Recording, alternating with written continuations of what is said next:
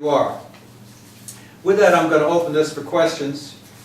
You can see how I've gone from first the religious subject of the conflict right through into the environmental subject and tried to tie the two in. Because unless we can solve the religious problem, first getting rid of the acrimony, but then figuring out who we really are in cosmological terms, who we really are, unless we can get a bead on that, we're in trouble. We're in trouble. These things are holding back the real issues. The real issue of our human society today is providing a climate where human beings can live a good life without destroying this planet. And we know we can do it. In fact, we have elements of religion that have allowed us to think in those terms. Buddhism, for one.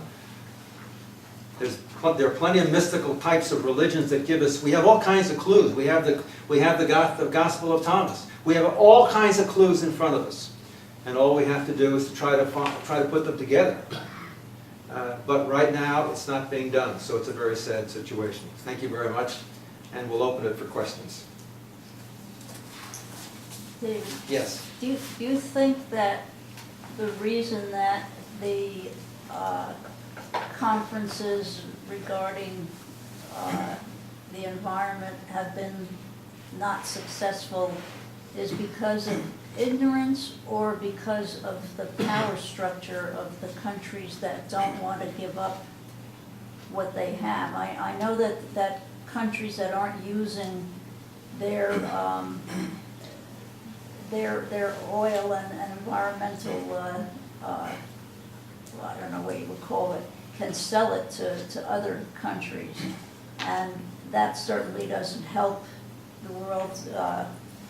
But what do you think is the real problem as to why they're not successful? The problems are, it's complex, of course, and many of the problems are parochial kind of problems.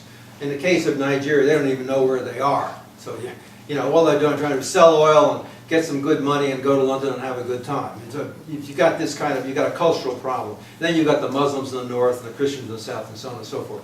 But to answer your problem directly, there's no way that this planet can carry on over the next 1,000 years without a total change in what's called lifestyle. Lifestyle. We can't use the energy that we are used to using today. In fact, we won't have it. The oil in the world will run out about 2050. We saw what happened in Japan with nuclear energy. Fission is not the answer. And a lot of people are saying that now because of the Japanese problem. There's no question it is not. France gets most of its electricity from nuclear energy, but they're very lucky. You know, disposal, there are all kinds of problems. The fact is, living on this kind of a consumptive lifestyle, even if we just go down to 4 billion people, the human species cannot carry on. We have to live an entirely, we have to have a whole new form of ethics, form of morality, form of understanding of who we are, almost become Buddhists. I mean, or, you know, I remember the Quakers in Ohio and these people just on the, we have to change our entire way of thinking and of existing. Now, the interesting part of that is that we could be very happy that way. We know that all this stuff is really not necessary. That happiness is not the stuff. I mean, but that, you can say, well, it's because of the right-wingers in the United States, they don't, or because of Exxon's, yes it is, it's all the Exxon's advertising, and let me tell you, the oil companies have put really gone full press on this. Yes it is, but when you really get down to it, people can't understand that the change would have to be so enormous. So there are two ways it's going to happen. Well, there are three things that could happen. One, we get rid of we just go, that's the end of us, like the dinosaurs were out. Two, we go through enormous pain to achieve what I just said. And I think that's what's going to happen. I think the pain will be so enormous and I write about that in my essays, that there will be these periods of just enormous, hundreds of millions of people dying and just mass chaos and whatever, but eventually, we know that human beings have an ability to see through problems. There's an intellectual elite throughout the world right now that's you know, on top of all of this. It will unfold. And I think I go with the pain theory. For suffering, unfortunately. So by the time people get it, it's going to be too late. A person going to the meeting down in Cancun who just flew in a jet plane and has a Mercedes meeting at the, you know, and then goes back to his apartment in New York. It's very hard. It's very hard. They might even know the answer that I just described, but it's very hard for them to, you know, put on a Buddhist road and take a rice. It's just very hard for humans to think in those terms. Yeah. It seems Including like myself. everyone's saying, let the other guy do it. Let the other guy do it, yeah. Yeah. Do we have other questions? Yeah, I have a question. No, it's not a James. question. It's not a question. It's Yeah. a statement. I am of the opinion that the earth and humanity will survive. The earth is an entity like us humans. We are, you mentioned the word energy, that's what we are. And as a matter of fact, nature balance out everything. The amount of people that is dying, they're being replaced. I personally think we humans are ignorant to the laws, the universal laws, the laws of nature. So we are going around in a circle. You must remember, we are thinking for ourselves. As a man thinketh, so is he. And then we are dealing with what I would call the intellect. That means the objective world, the materialistic world. But then you have intuition, this inner voice that leads us. As a matter of fact, I would go back and say that which people who deal in occult science or esoteric teaching, they would tell you that because of maybe reincarnation and other things, that a lot of the people here, they are from maybe Atlantis or Lemuria or one of those countries. I mean, countries. And they're here. So it's a big thing. It needs a lot of thinking, a lot of research.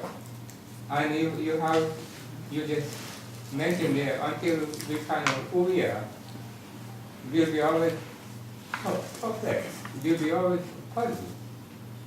When we come to the realization that we are all there is, that we are spirit, we are energy, and we are sowing and reaping. We are suffering because of what we are doing to ourselves.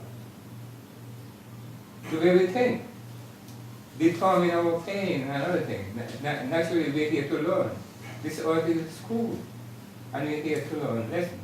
But I personally think with this new age, this Aquarian age coming in, and I'm talking about the planetary influences that is coming. What I'm talking about, basically, it's change. One of the problems, James, in your approach, and when you're talking about the Gaia theory, G-A-I-A, of James Lovelock, who said the planet is nothing but a living sort of organism, which is true. What we're doing to the planet may be creating what's called tipping points. And one of the real danger tipping points has to do with temperature. If the temperature goes up to 150 degrees Fahrenheit on this planet, we're all toast. A tipping point would be the point where all the fish species, for example, are eliminated. So you can't eat fish. Well, then you can farm fish. You can compensate for a lot of these things. One of the reasons that the CO2 problem is so serious is because of temperature. Now, the Antarctic the Arctic is gone, it's all melted, the Himalayas will melt, and we'll have maybe a rise. It's expected that the waters will rise about 8 or 10 feet in by, say, 2050, 2100. Well, 5 or 10 feet would be pretty difficult here in Florida, but it's not going to destroy the whole world, and you can put dikes up in lower Manhattan and so on and so forth. Antarctica is the real problem. If you get into the high temperatures, and I'm talking now 120, 130 degrees, at 150 we're all toast. The ice in Antarctica is hundreds and hundreds of a mile or two deep, and it's twice the size of the United States. If Antarctica melts, the oceans will go up 100 feet. Now at 100 feet, Florida, we're underwater. And we don't really know how serious Antarctica is. This is one of the problems. But we know it's serious. And certainly at 120 degrees it would be serious. Okay, so the waters rise 100 feet, and Florida's gone, and many of the coastal areas are gone, and the big cities and so on. Still, that's not a problem. You can have people living in the mountains of Colorado. You can have the human population down to 2 million, 2 billion. And, you know, you can get by.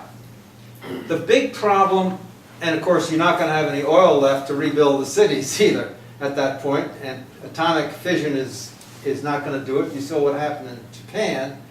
I mean, so, and fusion is out of the works.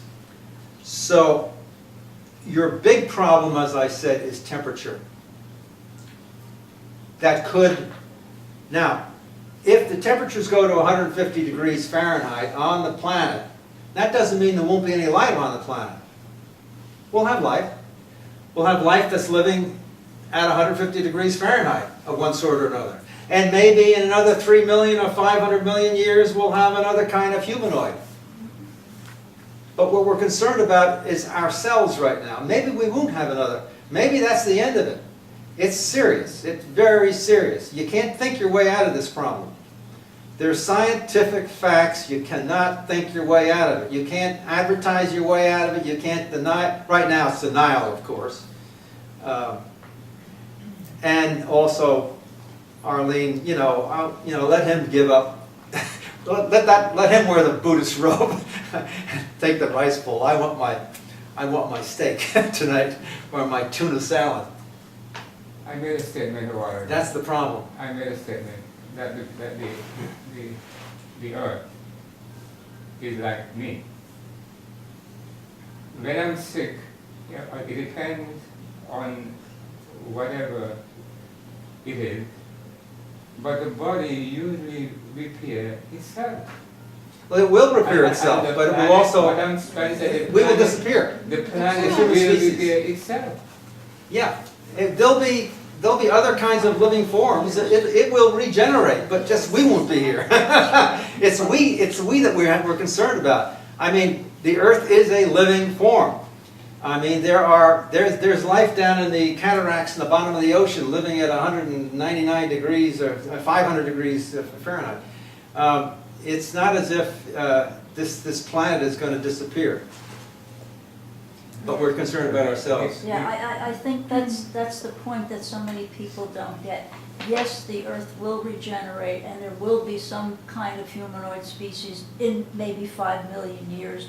People don't seem to get that, what about us now? And especially people of an older generation who say, well, I won't be here anyway, so why should I care? I heard that all the time, yes. Right, but it's the younger generation that really needs to take the lead on this, and they don't seem to be doing it either.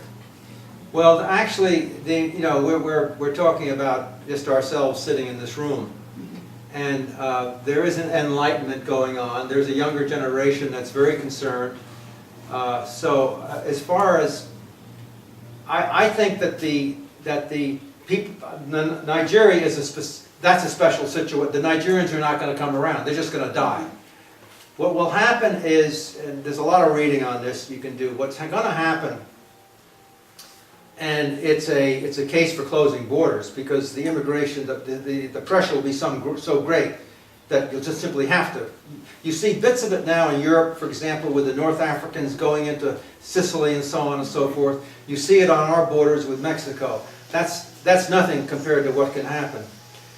The only way most thinkers on these issues look at it this way, with respect to population. The only way you can solve the problem is not to have this world society. You have individual nations that have to solve their own problem. You can't allow 100 million Nigerians to come into New York. You just can't do it. If they die, they die. Now there is an ethicist named Herschel Elliott who wrote a tremendous essay, and I have it, and I've done a piece on it. It's about what's called the tragedy of the commons. And in metaphorically speaking, you have this commons where you have 5 guys, each has a cow, and you have the commons. And the cow goes there and eats the grass in the commons. And the one guy says, if I got another cow, I'd have 2 cows. Boy, that's terrific. I'd have twice as much milk. So he gets another cow. Now, okay, now you got 1 more cow in the commons. Then the other guy says, hey, you got a cow, put a cow. Anyway, then you eventually get so many cows in the commons that the grass is destroyed and all the cows die, and then there's no food and all the people die. Well, that's called the tragedy of the commons. It's a metaphor, and it really is true. You see it with the animal kingdom. You see it in nature today, where animals can overdo their sort of commons and die out. That's basically where we are on the planet. We have the commons here, and if I go out and I drive my car up here and I get 6 miles to a gallon, you know, somebody's going to pay for it down the road when the temperature goes up 4 degrees, but it ain't me. That's right. So that's the guy putting the extra cow in the commons. Now, metaphorically, that's kind of an interesting thing to talk about, to think about. But here is where Herschel Elliott, who, you know, he lived this. He went up to a farm up in Maine or New Hampshire and died. He had no electricity, you know, ate off the Henry David Thoreau kind of a life. He was a professor. And I think he probably wrote in time, what he wrote, which is a small book, will go down in history as one of the great documents. He proposed this ethic, which you should think about, James. Whatever preserves the human species is ethical. Whatever preserves the human species is de facto ethical and moral. Anything you do or I do to preserve the human species is de facto ethical and moral. Now, in other words, if you have too many children in a society, abortion's ethical. And so on and so on and so forth. Pulling the plug on grandma is ethical. If in a society where this prevents a younger generation from doing the things we're talking about, it's ethical. It gets scary. Herschel Elliott's presuppositions totally challenge Judaism, Christianity, all religion in the world. The more you look about it, and you can read about it. In fact, I've got it in one of my essays. Oh, these essays, what you have here has my website on it, www.inquiryabraham. And you can go in there and ask for the essays, and I will send them by PDF and by Microsoft, and you can have them. There's no charge at all. Can I say one thing? There are 12 essays. I just like to say one thing. Pardon me? I just like to say one thing. Yes. We are made of what is called element. Right. All the ingredients in the earth and everything else is in us. As a matter of fact, that's how the scientists get the idea, as a matter of fact, to build the atomic bomb. They put all these elements together, and they got an explosion. So if I'm all these elements, if I have all these elements, like when you go to the doctor, he gives you some kind of drug, which is an element.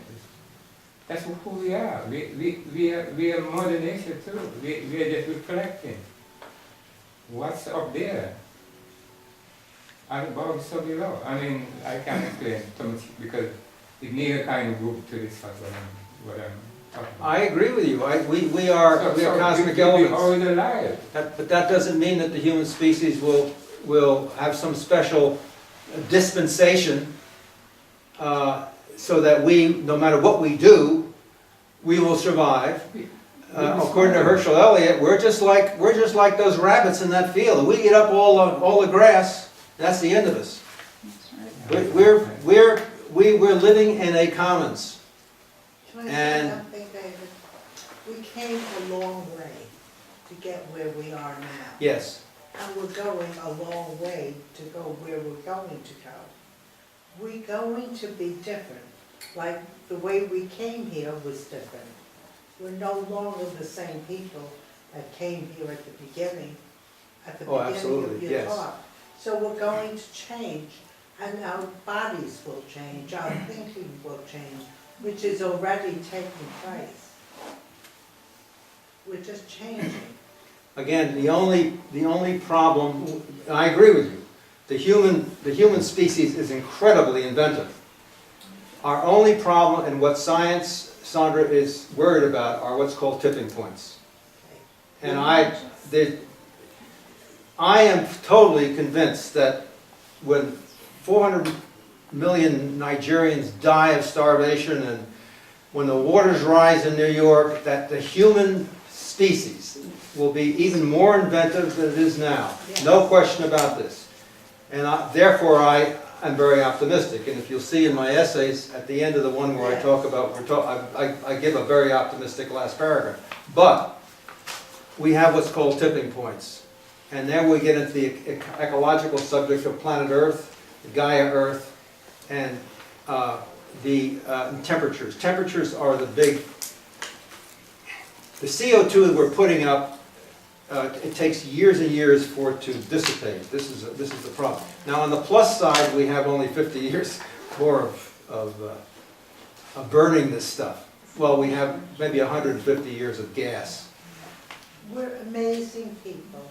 We will survive. There's a reason for the survival. And we will find a way to survive. Whether we become vegetarians or whatever we do will be very different from what we're doing now. We may not need gas anymore. We may use a different kind of electricity. I just made that up.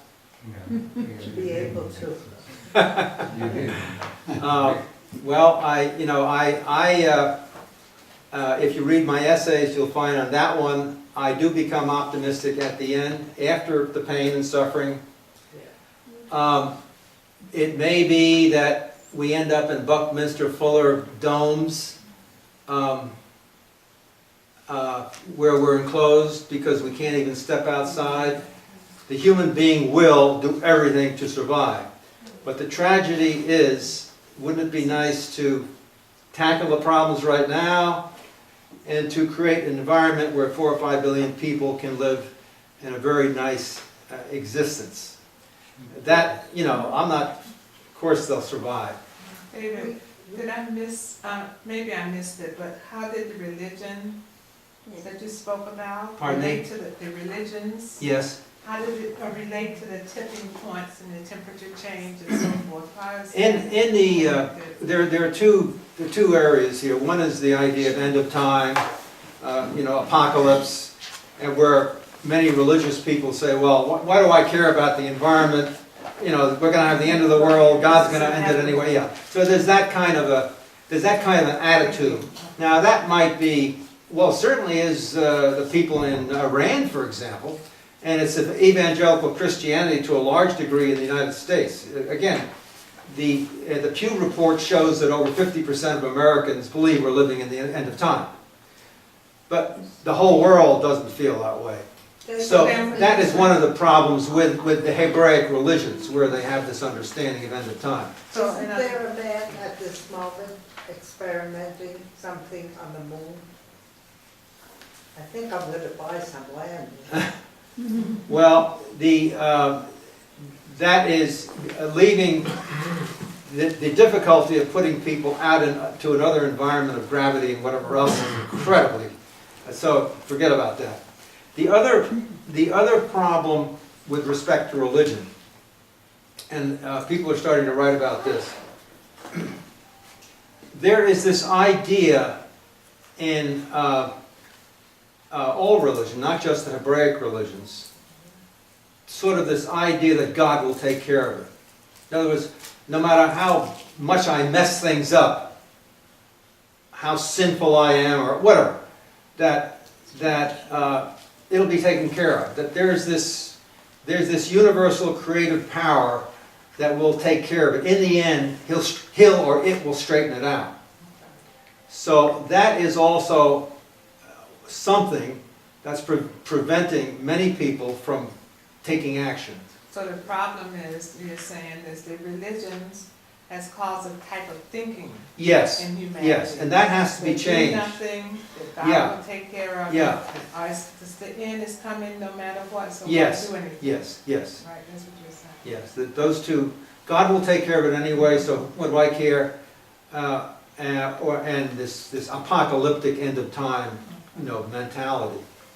But that's only basically in the Hebraic religions, Islam and Judaism and Christianity, this end of time idea. So how does the Gospel of Thomas, how does it relate to these other three? In the Gospel of Thomas, Jesus doesn't talk about the end of time at all. He basically said that the kingdom of God is here on earth and it's everywhere. He doesn't say anything about ecology or global warming. I mean, when Joseph Campbell read it, he said pure Buddhism. A little interesting side on Jesus, and I did a lot of work on that. The church has looked at Jesus as a person about 30 years old. He just suddenly appeared. He preached, did his miracles and his aphorisms and parables and so on, and then he died. He was crucified maybe about 12 months after, only a very short period of time. And he just appeared out of nowhere, and he had a girlfriend or woman, Mary Magdalene. In the Gospel of Mary, he's supposed to have kissed her, which is really big stuff, after this thing with Khan in New York. I mean, that's pretty simple. Well, what really happened, and I think most scholars are going to coming down to it. At that time in Nazareth, there were two major cities, Jerusalem, where the temple was. And the temple was incredibly beautiful. Just 2 football fields and gold and priests and really some real big stuff. And there was a city of Sepphoris, which was a small city, and it was an intellectual center. It was an intellectual center for Romans and Jews. In fact, there are possibilities that Kabbalah actually started somewhere in that Sepphoris community. But beyond that, they had an amphitheater in Sepphoris. The Romans were making it a model Roman city in that part of the world. It was destroyed and built a couple times. Anyway, Jesus was only about 4 or 5 miles from Sepphoris. So it's quite understandable that his father and he would probably go to Sepphoris. And he wasn't a furniture maker. He was a scaffold builder. If you go down into the retranslation of the Aramaic and whatever, they were scaffold builders. They were not furniture makers. They probably went over for the week to build scaffolds in Sepphoris, Jesus and his father. So what does Jesus do? He meets the Romans in Sepphoris. They are engineers. They're intellectuals. They understood Buddhism. The Roman Empire was highly intellectual. They spoke Greek. I mean, they went to Greek theater, the Greek plays. They had an amphitheater where they sat there and saw the Greek theater. Jesus is over there, and he was totally exposed to this other Eastern form of thought. And at the age of about, say, 30 years old, he transformed his Judaic ideas into his Eastern ideas, put them together, and developed this very unusual theology, so to speak, which just broke through the whole system and became Christianity we know today. That is my view, and it's the view of a lot of people. He didn't just appear out of the blue. And Joseph Campbell, of course, is the greatest mythologist in the United States, died just a few years ago. And his remark was, when he read the gospel, the fifth gospel of Thomas, pure Buddhism. Those are Campbell's words. Well, it's not pure Buddhism, but the Eastern idea so it doesn't define, Buddhism doesn't define God, it just wraps its arms around God. But Jesus had a wonderful gift that he shared, and that was healing. The healing, yes. Yeah, that was amazing. He knew how to do that well. Well, he most likely did heal, yes. I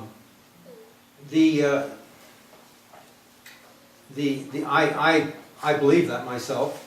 You know, I believe in healing. One of the confusions in my own mind, if you really want to get into this, we've got this. I said, well, this idea that God will take care of us and so on and so forth. In the people like Richard Tarnas and Legris and all these guys are very, very deeply into astronomy and formation of astrological predictors and so on and so forth. And it would seem that there is a greater something out there. I think the intellectuals in the world are coming to that conclusion, that there is it's not just that we have awe, that there really is something that's bigger than us, that we can't understand, but it is controlling. In other words, it's not chaos. It is not chaos. Now, if you believe that, which I do, and I've given a lot of thought, then, and I look at what I just said to you folks about what we're doing to ourselves and so on and so forth, are we part of that? Are we part of that chaos or not? Maybe the chaos is saying we should. I mean, it's hard for me to. I can't think through it. I just can't think through it. Is there a predestination? You know, we talked about this the other day. Is the future already there, or it's too much for me to think about. I can't get it through my brain. What's the tie-in between the religious part and the environmental part?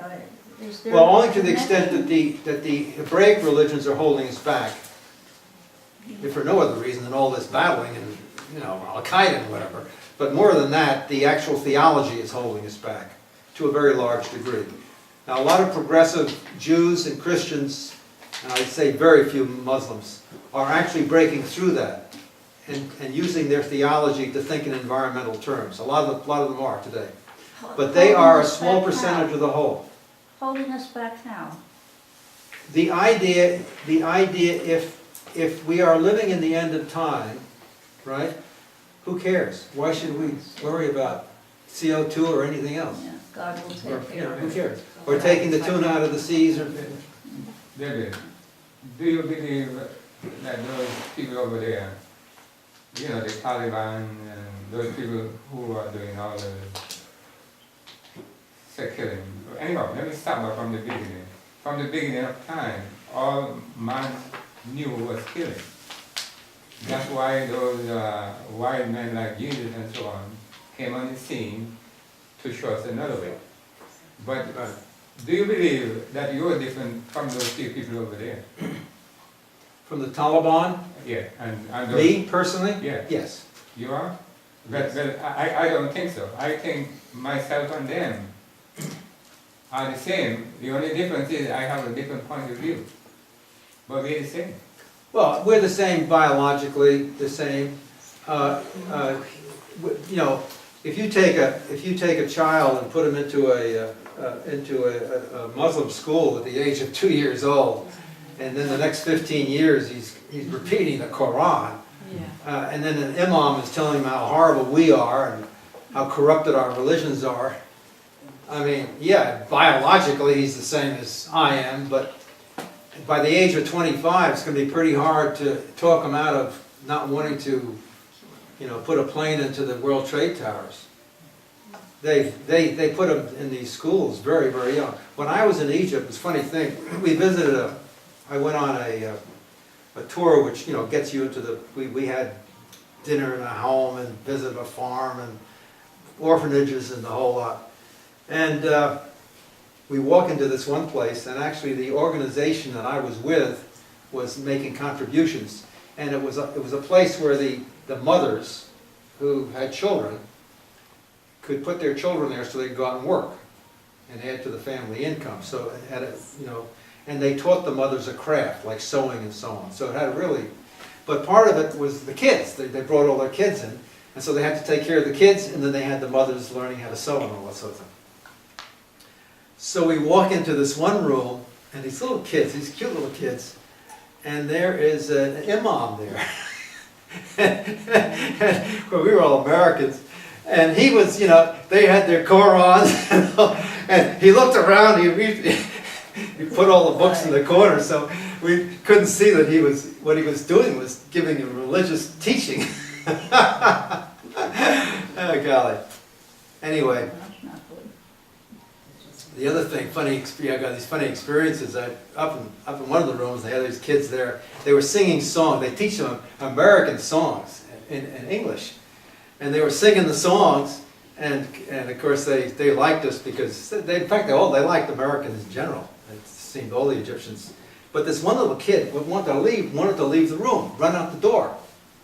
And in my American way, I took the kid by the hand to keep the kid from running out the door. I mean, that's what you do in the United States. You don't let your kid just go tearing off into the halls and out in the street and whatever else. The kid's starting to scream, and I said, well, I better just let the kid, because I'm in a foreign country. And so anyway, the kid disappears out this door. It's a little kid. He's screaming his head off. And anyway, we're leaving, and there's this kid sitting on the step there, sitting like this, waiting for his mother to come out, quiet as can be. And I thought, well, that's interesting. He didn't run around town and so on. But then I talked to the guide, and I told him the experience. He said, he said, what you didn't understand is that this is a very small town. Everybody knows everybody else. There's no way that kid can get lost. There's no way that kid can be damaged in any way. Everybody knows everybody. Everybody knows everybody's kid. That kid could wander in the streets, no problem at all. And I thought, boy, I guess I have to learn a few things. I see something so similar. Like our culture is very different from theirs. Theirs is more into religion, and ours is more into political. Mm-hmm. Into what? Political. Political, yes. Theirs is totally religious, yeah. Yes. So they're more into religion, and we're more into politics. Now, what is going to get you more? Politics or religion? Well, they had their problems during the revolution, but I can tell you, I came back with terrific feelings of respect for the Egyptians. I met everywhere, almost without exception. Their friendliness, their cohesiveness, their happiness. The people were just smiling all over the place, and it was really, I thought, very interesting. And these people are really poor, very poor. No question about that. Coming back to Egypt, why before the 60s that Egypt was taught in the school, as in Europe? Why was Egypt equated with Europe? Egypt was equated? That was being taught in school. Because I was in New York in 1963.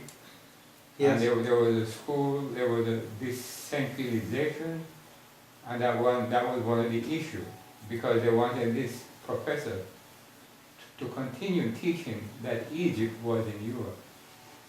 Well, when the Ottoman Empire disintegrated, which was around the First World War time. It disintegrated under its own weight. It was just corrupt, and the chief cleric, you know, like the harem, and it just, and Egypt, these countries were Islam, and they were parts of the Ottoman Empire. After the First World War, the European powers simply divided the area up, Algeria, Egypt, whatever. And the British just took control of Egypt. Of course, they had the Suez Canal they were building, and that was part of the reason they wanted control. And it became essentially a colony of Egypt. What the Brits did is they appointed kings, royalty in each of their countries.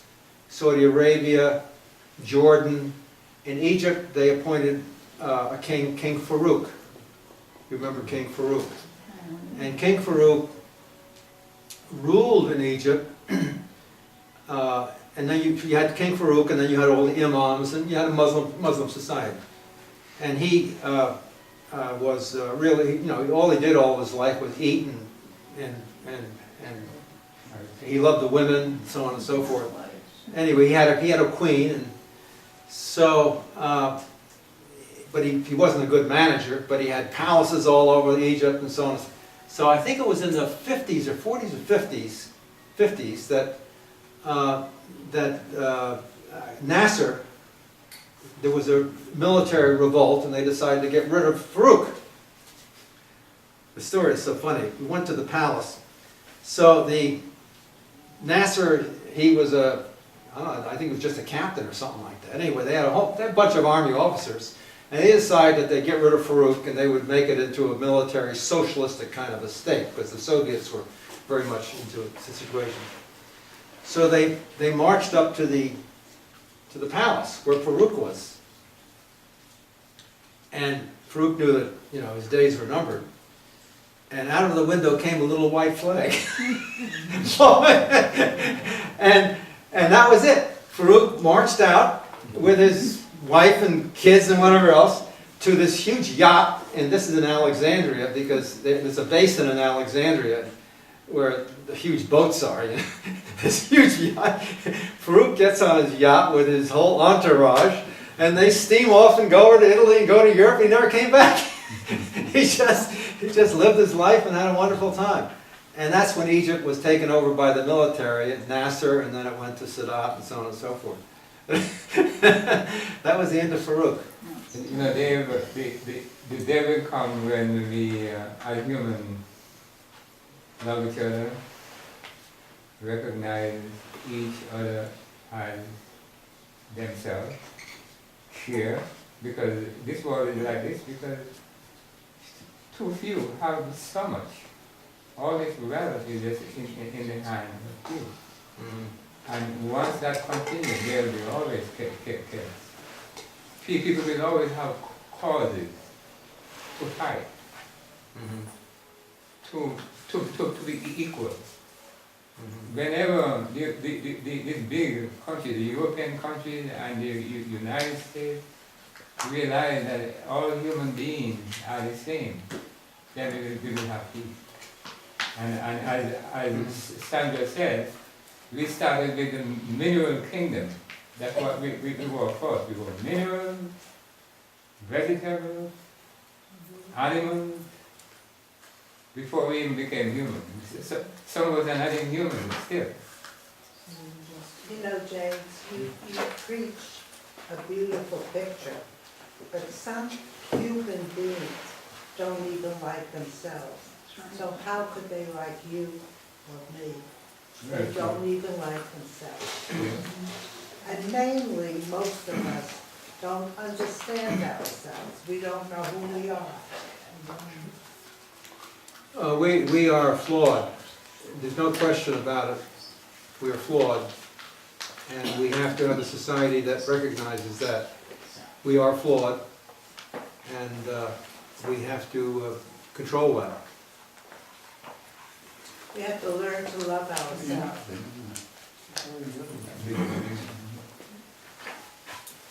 Any other questions? Thank you for Thank you very much. Thank you.